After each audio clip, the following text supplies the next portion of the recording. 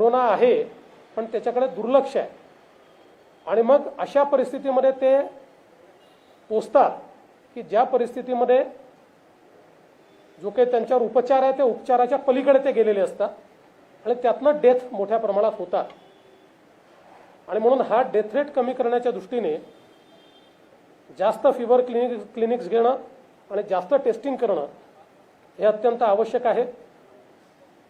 Isolation आणि institutional quarantine, कारण साधारणपणे कंटेनमेंट झोन्स जे आहेत त्याच्या बाहेरही पॉझिटिव्ह पेशंट आहेत, पण कंटेनमेंट झोन्स जे आहेत ते डेन्स पॉप्युलेटेड अशा प्रकारचे झोन्स आहेत. मग आमचे विडी कामगार असतील किंवा इतर अशा वसाहती असतील, अशा ठिकाणी मोठ्या प्रमाणात आपल्याला त्या ठिकाणी याचे इन्सिडेन्सेस दिसत आहेत आणि कोमॉर्बिडिटीमध्ये वेगवेगळ्या कामांनी कधी लंग्सवर परिणाम आहे, कधी अजून श्वासावर परिणाम आहे. अशा परिस्थितीमध्ये त्यांना वल्नरेबल ग्रुप समजून तिथे अधिक आपल्याला लक्ष देण्याची आवश्यकता आहे. त्यांचं स्क्रीनिंग करून जेवढ्या लवकर आपण आयसोलेट करू शकू आणि त्यांना उपचारापर्यंत आणू शकू तेवढे आपण हे जे मृत्यू आहेत ते मृत्यू कमी करू शकू. दुसरं असं आहे की आत्ता जे काही या ठिकाणी लक्षात आलं आणि मी ते जिल्हाधिकाऱ्यांच्या लक्षात आणून दिलं की विशेषतः सरकारी हॉस्पिटलमध्ये जागा न मिळाल्यामुळे आता प्रायव्हेट हॉस्पिटलमध्ये लोकांना जावं लागतं आणि जो काही एक डॅशबोर्ड या ठिकाणी तयार केलेला आहे त्या डॅशबोर्डवर प्रायव्हेट हॉस्पिटलमधले बेड्स दिसत असतात पण रुग्ण गेल्यानंतर त्यांना तिथे ॲडमिशन मिळत नाही आणि याचं रिकन्सिलेशन करण्याची कुठलीही व्यवस्था नाही. आणि म्हणून मी त्यांना अशी सूचना केली आहे की त्यांनी जे काही आता प्रायव्हेट हॉस्पिटल्स या ठिकाणी केलेले आहेत तिथे एक प्रशासनाचा माणूस त्यांनी बसवला पाहिजे.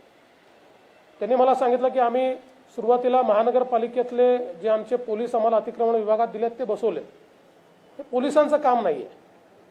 प्रशासनातला कोणीतरी तिथे पोलीस त्यांच्या मदतीला जाऊ शकतील पण हे प्रॉपर रिकन्सिलेशन करायचं काम आहे. याचं कारण कोणते कोविड बेड्स दिले आहेत, कोणते नॉन कोविड बेड दिले आहेत, कोविड बेड खरंच भरलेले आहेत का, याचं जोपर्यंत रिअल टाईम माहिती ते जे पाठवतात ती माहिती खरी समजून जर आपण केलं तर हे शक्य होणार नाही. म्हणून याची रिअल टाईम माहिती जोपर्यंत मिळणार नाही तोपर्यंत पेशंटला फिरत राहावं लागेल आणि मग एका ठिकाणून दुसऱ्या ठिकाणी पेशंट जात राहतो आणि काही मृत्यू देखील असे झाल्याचं मला लोकांनी सांगितलं. काही आपल्या सोलापुरातल्या पत्रकार मित्रांनी देखील मला त्या संदर्भातली 1-2 केसेसची माहिती दिली आणि म्हणून त्यांना ही विनंती केली आहे की कुठल्याही परिस्थितीमध्ये त्या हॉस्पिटलमध्ये तुमचं रिकन्सिलेशन हे झालं पाहिजे. दुसरा एक महत्त्वाचा मुद्दा याच्यामध्ये बिलाच्या संदर्भात आहे. म्हणजे आता इथे सांगावं की सांगू नये पण तरी देखील लोकांच्या फायद्याकरता सांगतो की स्वतः महापौर ज्यावेळेस एसिम्प्टोमॅटिकली पॉझिटिव्ह झाल्या तर त्यांना 2 लाखाचं बिल आलं. आता म्हणजे ते आणि त्यांच्या घरचं यांना 2 लाखाचं बिल आलं.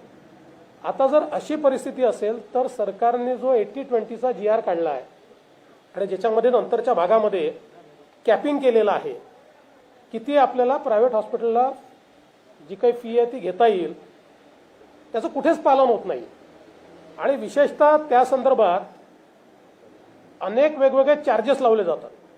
उदाहरणार्थ समजा ICUचे 9,000 रुपये जर सांगितले असतील व्हेंटिलेटरचे तर ते 9,000च लावायचे पण त्याच्यासोबत PPE किटचे पैसे वेगळे लावायचे, त्याच्यासोबत सुपरविजरी चार्जेस वेगळे लावायचे, त्याच्यासोबत इक्विपमेंट चार्जेस वेगळे लावायचे.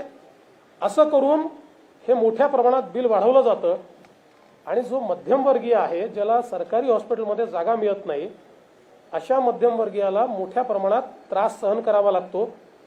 आणि म्हणून मी ती देखील जिल्हाधिकाऱ्यांना विनंती केली आहे की तुम्ही याच्यामध्ये असं करून चालणार नाही. असं भगवान भरोसे नुसता GRचं पाहिजे तसं इंटरप्रिटेशन करून चालणार नाही. काही हॉस्पिटल्सला रिचेक केलं पाहिजे त्यांच्याकडचे बिलं जे आहेत आणि एक हेल्पलाईन तयार केली पाहिजे की जो काही गव्हर्नमेंट रेट आहे त्याच्या व्यतिरिक्त कुठलाही तुम्हाला चार्ज लागत असेल तर या हेल्पलाईनवर फोन करा, आम्ही त्याच्यातनं तुम्हाला मदत करून असे चार्जेस आम्ही लावू देणार नाही. तिसरा एक महत्त्वाचा विषय जो केवळ सोलापूरपुरतं मर्यादित नाही आहे पण तो GR मधला देखील फॉल्ट आहे की महात्मा फुले जनआरोग्य योजना ही आम्ही लागू केली आणि स्वतः माननीय आरोग्यमंत्र्यांनी असं सांगितलं की बाबा आता ही योजना सगळीकडे लागू झाल्यामुळे उपचार मोफत होतील, परंतु या GR मध्ये मोफत उपचार हे केवळ क्रिटिकल पेशंटचे होतात.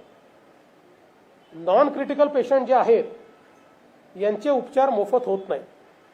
त्यामुळे हा जो काही एक महात्मा फुले मधला एक ही एनॉमली जी ठेवलेली आहे आणि सगळे पेशंट क्रिटिकल होत नाही किंवा होऊच नाही अशी आपली इच्छा आहे, आणि मग अशा परिस्थितीमध्ये जो सामान्य माणूस महात्मा फुले योजनेच्या लाभार्थी हा आत्ता जे कोविड पुरतं नोटिफाईड हॉस्पिटल आहे तिथे जातात, त्यावेळी त्यांना सांगितलं जातं की बाबा तुमचं रिएम्बर्समेंट होऊ शकत नाही, त्यामुळे तुम्हाला फी पूर्ण द्यावी लागेल कारण तुम्ही नॉन क्रिटिकल कॅटेगरीचे आहात. आणि म्हणून हा राज्यामध्ये ही एनॉमली सुधारली पाहिजे आणि सोलापुरामध्ये देखील ही एनॉमली जी आहे ही सुधारण्याची आवश्यकता आहे. एक अजून गोष्ट त्या ठिकाणी अशी लक्षात आली की माननीय खासदारांनी लक्षात आणून दिली की बरेच वेळा बॉडी द्यायला त्या ठिकाणी उशीर होतो आणि मग घरच्या लोकांना अडचणी होतात.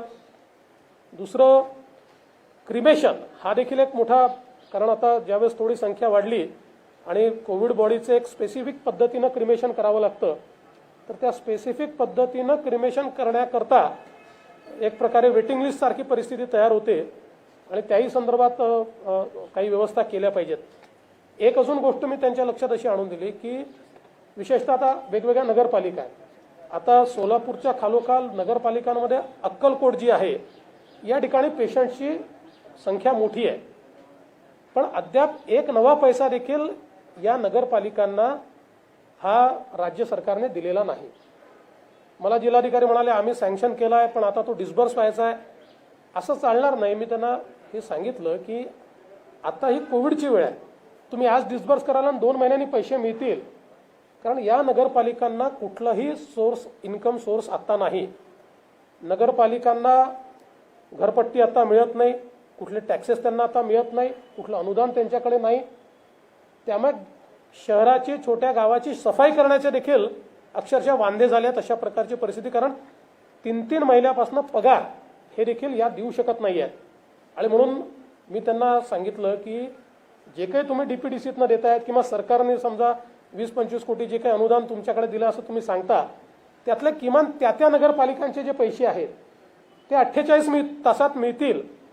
तुम्ही ऑर्डर काढल्यानंतर 2 महिन्यांनी मिळून फायदा नाही. ऑर्डर जर तुम्ही काढला असेल तर 48 तासात ते पैसे मिळाले पाहिजेत, अशा प्रकारची व्यवस्था केली पाहिजे. हे देखील मी त्यांच्या लक्षात आणून दिलं आहे.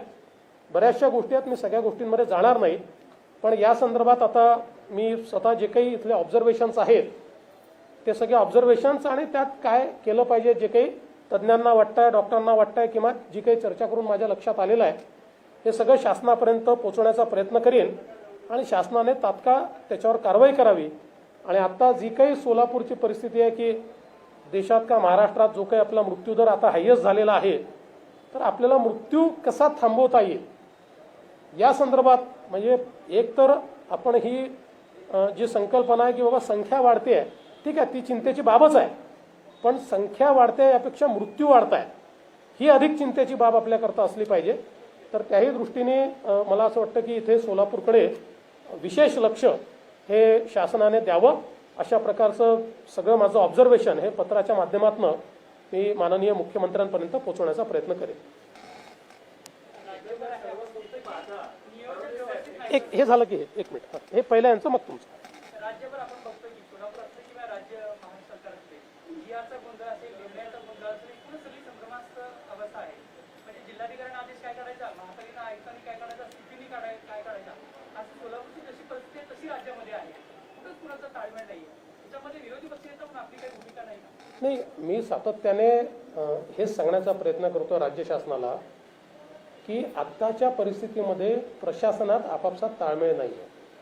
म्हणजे एकूण मला आता राजकीय विषयाकडे जायचं नाही, तरी देखील हा राजकीय विषय नाही, हा आता कोविडच्या लढाईचा विषय आहे. मंत्र्यांमध्ये समन्वय नाही, मंत्रिमंडळ आणि मुख्यमंत्र्यांमध्ये समन्वय नाही, मंत्री आणि प्रशासन यांच्यामध्ये समन्वय नाही, आणि प्रशासनात अनेक गट पडलेले दिसतात की ज्यातला प्रत्येक व्यक्ती आपला स्वतःचा प्रोटोकॉल तयार करतो. म्हणजे की प्रशासन वाईट काम करत असं नाही आहे, पण त्यांना कोणी गाईड करणारा नसल्यामुळे ते प्रत्येकजण आपला प्रोटोकॉल चालवतात आणि मंत्रिमंडळाच्या व्यतिरिक्तचे जे लोकप्रतिनिधी आहेत त्यांना या लढाईच्या बाहेर ठेवलं आहे. त्यांना कुठला रोलच नाही. त्यामुळे साधारणपणे जेव्हा आपण एखादी लढाई लढतो त्यावेळी त्याला एक नेतृत्व द्यावं लागतं, त्याचे निर्णय करावे लागतात, त्या समन्वय घडवावा लागतो आणि विशेषतः ज्यावेळेस अशी परिस्थिती असते की समन्वयाचा अभाव असतो त्यावेळी पॉलिटिकल लिडरशिपनी अधिक समन्वय घडवायचा असतो.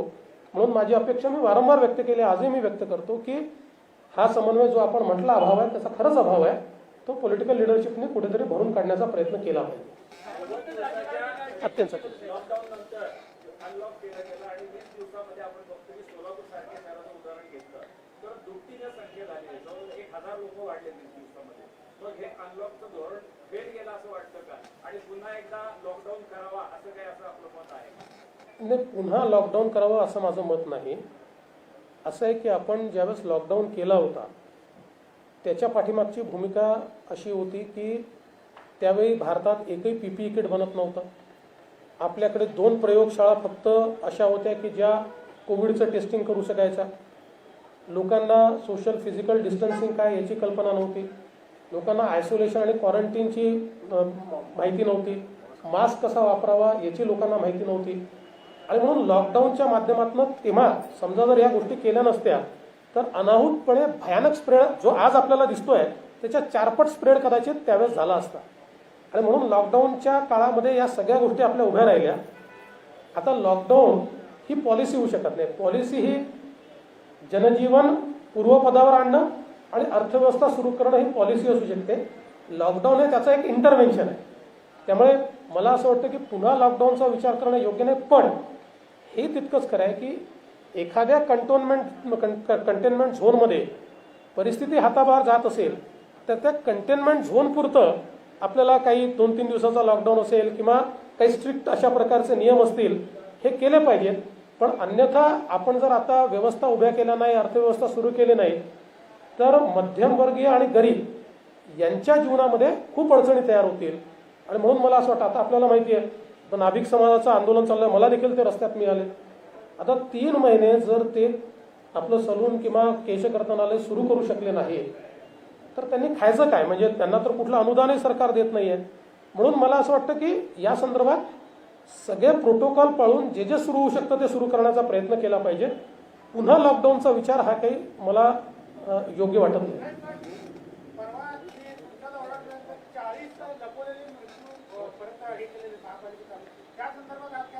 नाही, मी आज त्या संदर्भात त्यांना हे विचारलं की असं तुमचं रिकन्सिलेशन का होऊ शकलं नाही आणि अचानक हे का झालं. आता त्यांनी त्याची काही कारणं सांगितली, ती काही फार पटण्यासारखी कारणं नाही आहेत. पण ठीक आहे, आता ॲटलिस्ट जे काही लपवलं होतं ते बाहेर आलंय. मी त्यांना हे सांगितलं की अजून कशा प्रकारे रिकन्सिलेशन केलं पाहिजे. कारण माझं मत असं आहे की टोटल रिकन्सिलेशन केलं तर अजून काही मृत्यू बाहेर राहण्याची शक्यता आहे.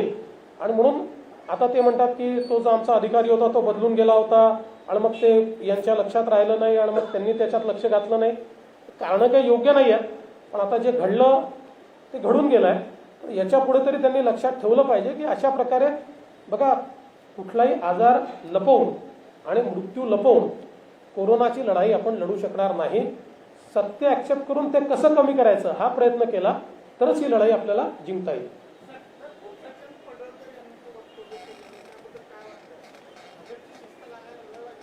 मी गोपीचंद पडळकर यांच्याशी चर्चा केली. बघा पहिल्यांदा तर एक गोष्ट मी त्यांना सांगितली की पवार साहेब जे आहेत हे आमचे राजकीय विरोधक आहेत पण ते आमचे शत्रू नाही आहेत. आणि केवळ पवार साहेबच नाही तर कुठल्याही ज्येष्ठ नेत्याबद्दल अशा प्रकारचं वक्तव्य करणं हे योग्य नाही आहे. एखादी विरोधाची भावना असू शकते तर ती वेगळ्या शब्दात मांडली गेली पाहिजे. या शब्दात ती भावना मांडणं योग्य नाही. आणि मला गोपीचंद यांनी सांगितलं की ठीक आहे, मी भावनेच्या भरात बोललो पण मी त्याचं जे काही योग्य क्लॅरिफिकेशन आहे ते मी देईन आणि ते त्यांना देखील मान्य आहे. मला असं वाटतं की शिस्तीपेक्षा कधी कधी जे अतिशय तरुण आमचे नेते असतात म्हणजे सगळ्याच पक्षाचे हे बोलत असताना थोडा संयम बाळगला पाहिजे. भावना कठोर असू शकतात पण त्या कठोर भावना मांडण्याकरता शब्द हे योग्यच वापरले गेले पाहिजे.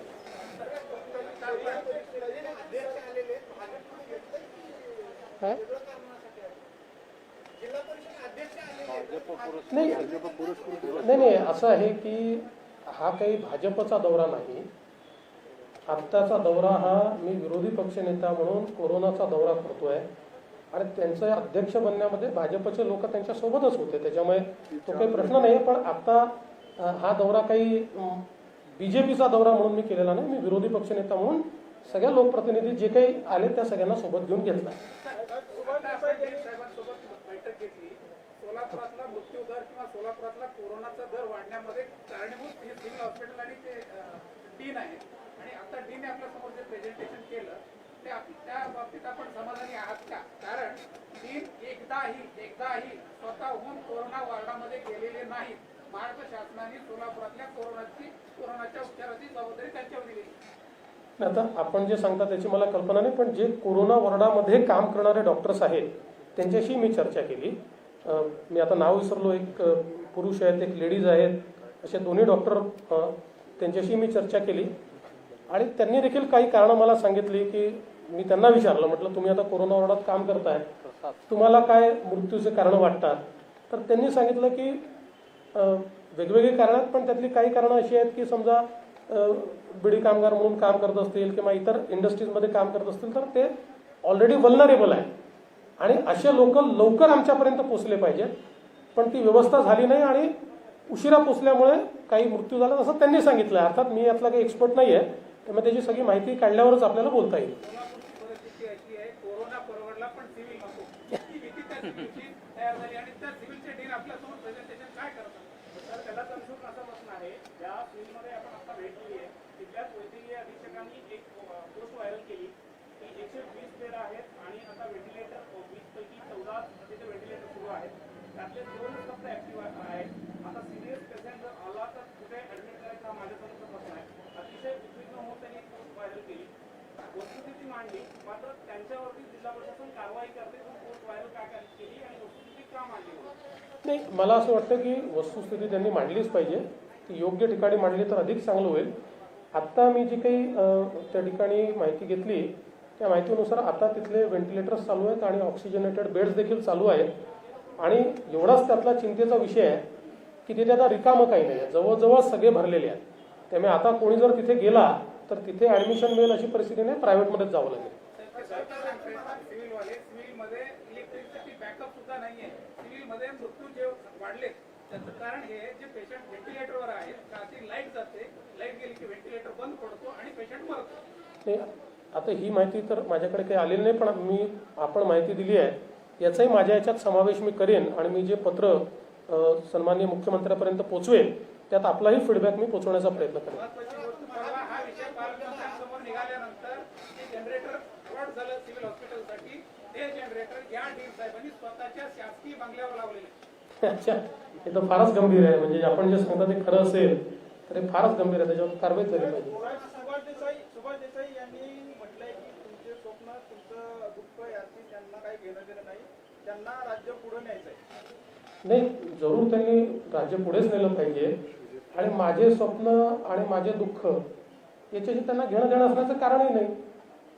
माझी एवढीच त्यांना विनंती आहे की राज्यातल्या जनतेचे दुःख आणि त्यांची स्वप्न याची काळजी घ्या म्हणजे पुरे.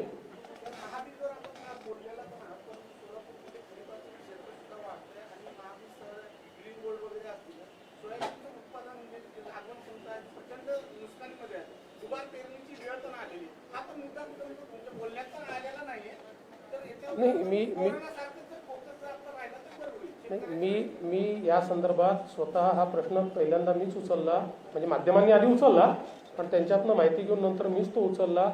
स्वतः मुख्यमंत्र्यांना मी पत्र लिहिलं, त्याची सगळी माहिती दिली, त्यानंतर त्या संदर्भात मी पुढची कारवाई देखील केली, अनेकांची चर्चा केली. यातलं सगळ्यात महत्त्वाची गोष्ट काय आहे तर महाबीजने एक तर आपल्या बियाण्यांची किंमत ही 650 रुपयांनी वाढवली आणि 650 रुपयांनी वाढवून जे बियाणं दिलं ते नकली निघालं. मग खाजगी कंपन्यांचं निघालं तर ते तर सिरियस आहेच आणि त्यांच्यावर कारवाई झालीच पाहिजे, पण महाबीजचं जर बियाणं हे नकली निघत असेल किंवा त्यातनं काही उगवणार नसेल हे अधिक गंभीर आहे. याचं कारण शासकीय ही व्यवस्था आहे आणि या व्यवस्थेतनं बियाणं घेताना माणूस विचार करत नाही. खाजगीतनं घेताना एकदा विचार करतो पण इथे विचार करत नाही. म्हणून मला असं वाटतं की दोन गोष्टी महत्त्वाच्या आहेत. एक तर बियाण्याचा जो कायदा आहे, या कायद्यामध्ये बियाणं जर फेल झालं तर त्याचं ॲक्च्युअल्समध्ये कम्पेन्सेशन द्यावं लागतं. त्याचं म्हणजे हे हेक्टरी 8,000 रुपये वगैरे नाही, जे काही त्याची त्यांनी क्षमता सांगितलेली आहे की एकरी एवढं उत्पादन होईल किंवा हेक्टरी एवढं उत्पादन होईल, ते गृहीत धरून अशा प्रकारचं कम्पेन्सेशन हे द्यावं लागतं. त्यामुळे हा कायदा जसा खाजगी करताय तसा तो महाबिजले लागू आहे. हा कायदा इन्व्होक केला पाहिजे आणि या कायद्याच्या अंतर्गत ज्यांचं उगवलेलं नाही त्या सगळ्यांना कम्पेन्सेशन मिळालं पाहिजे.